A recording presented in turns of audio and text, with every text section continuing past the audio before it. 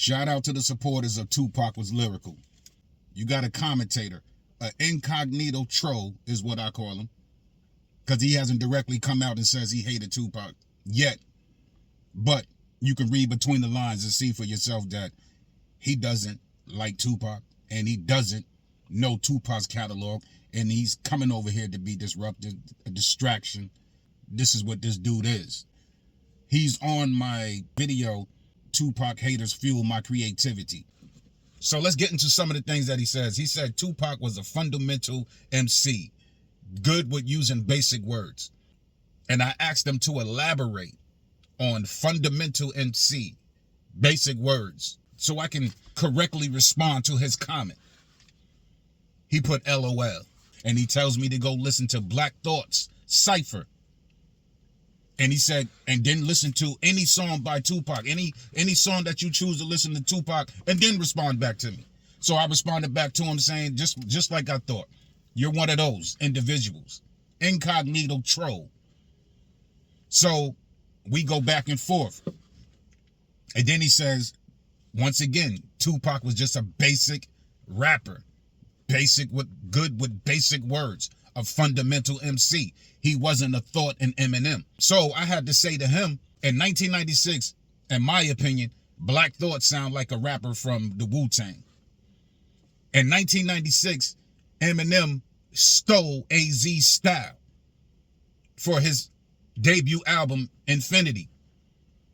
Also in 1996, wasn't nobody thinking about Black Thought or Eminem. And I don't mean nobody in the sense of absolutely nobody, even though I did say that in the comment. Their level of popularity did not equal to the popularity of Tupac in 1996. So nobody wasn't thinking about Black Thought or Eminem except for those that truly was fans of the Roots or Eminem.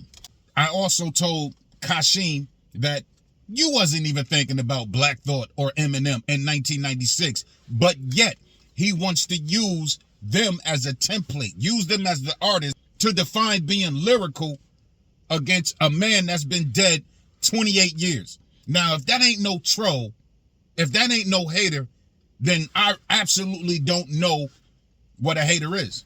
Now, if you don't think Tupac is lyrical and you think that Tupac was a fundamental MC and he was basic with words, I asked him, did you listen to If I Die Tonight?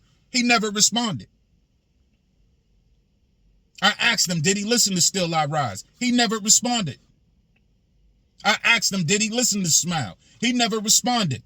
In fact, I said, and I hate doing this shit, but in fact, I told him that Black Thought doesn't have a If I Die Tonight. Black Thought doesn't have a Smile. Black Thought doesn't have a Still I Rise. But I'm quite sure Black Thought definitely has some quality music, quality rhymes. Black Thought is a dope MC. But Black Thought and Tupac are not the same type of rappers. Tupac was doing him, just as Black Thought was doing him. But also, we can't overlook that Black Thought is an East Coast MC from Philly. We can't overlook that. So the level of competition in Philly was great. Eminem, this is a person that's been studying our culture since the 80s. Just like when he made Foolish Pride, the song that was disrespecting black women, he channeled the hook from Bismarcky, I'll Be Square More. So that just goes to show you how long Eminem has been studying us. But yet, this dude Kashim wants to use them as a template to discredit Tupac being lyrical. Then he brings up the usual suspect. Tupac wasn't lyrical like Rakim, KRS-One, Nas, Hove, and then he says Eminem again. Then he also says, listen to the cypher with Black Thought. And I'm saying to myself, I didn't put it on there. Do you mean the cypher that was with Mos Def and Eminem? Where Eminem, I can't lie, bodied Mos Def and Black Thought. Nevertheless, for him to use Black Thought's freestyle and cypher, and for him to use Eminem, because I'm sure he's not using the Eminem of 1996 Infinity, where nobody was really paying attention to that album, to discredit Tupac. So if anything, you're using whatever Eminem and Black Thought have done since Tupac's death to discredit Tupac. This word becomes completely a nonsensical debate because you're using things in the new millennium to discredit a person that's been dead for 28 years. And you also don't know Tupac's catalog. So he's saying I'm being overprotective. I'm not being overprotective. It's just the point that he makes are foolish in my opinion. So when you bring up a Rakim, a KRS-One, a Nas, a M, a Hove, when you bring these up, I have to point out to this dude that Rakim doesn't rhyme like KRS-One. KRS-One doesn't rhyme like Rakim. Jay-Z doesn't rhyme like Nas. Nas doesn't rhyme like Jay-Z. Eminem doesn't rhyme like Thought. And Thought doesn't rhyme like Eminem. But I agree that they're all lyrical. They rhyme like themselves, just like Tupac rhymes like himself.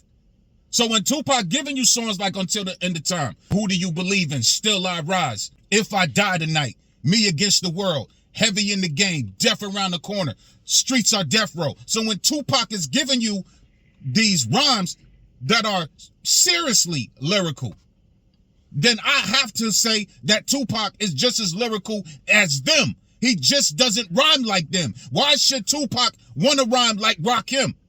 If Tupac rhymes like Rakim, then he gets nowhere. If Tupac was to rhyme just like KRS-One, then he gets nowhere. If Tupac was to rhyme like Nas, then he gets nowhere. If Tupac was to rhyme like all these rappers that you're using, then they would say Tupac is biting. So, of course, Tupac has got to come with his own style. And then they also neglect, and this is my argument all the time, this is something they always neglect. Tupac was essentially a West Coast rapper. Therefore, he's catering to a West Coast aspect, not a New York aspect. Is not really competitive out there on the West Coast from what I know. I haven't heard these stories of competition. But if anybody out there in the West Coast in the Bay Area, you could tell me that the competition was heavy and this is how it was, then, then correct me because I would like to know. But from what I know, it was just all about making that music, having fun, and talk about their situation, what's going on out there in the West Coast. On New York, it's similar, the same, except there was also competition. It's what we call battling. It was battling with graffiti. It was battling with breakdancing. It was battling with DJing. And it was battling with rhymes, bro. Competition was heavy in New York. Even battling with fashion. So let me hurry up and end this crap off. Because that's exactly what this is. When you come to me telling me to take a freestyle from Black Thought that he did on Funkmaster Flex. What year was that? 2017? When he came there and spit that 10-minute verse after Loaded Lux spit that 7-minute verse, and Loaded Lux verse was way better than Black Thought's, in my opinion. But this is what you use to go against Tupac. You use a 2017 freestyle. If I'm wrong about the year, it don't matter. It's like 2 decades later after Tupac died that you use as a template to discredit Tupac's lyricism. And then you use Eminem as a template to discredit Tupac lyricism, whereas Eminem was not popping when Tupac was alive. Eminem began to pop after Tupac was deceased, after Biggie was deceased. So many artists begin to pop once Biggie and Tupac died. So everybody that support this channel, go to my video, The Haters Fuel My Creativity.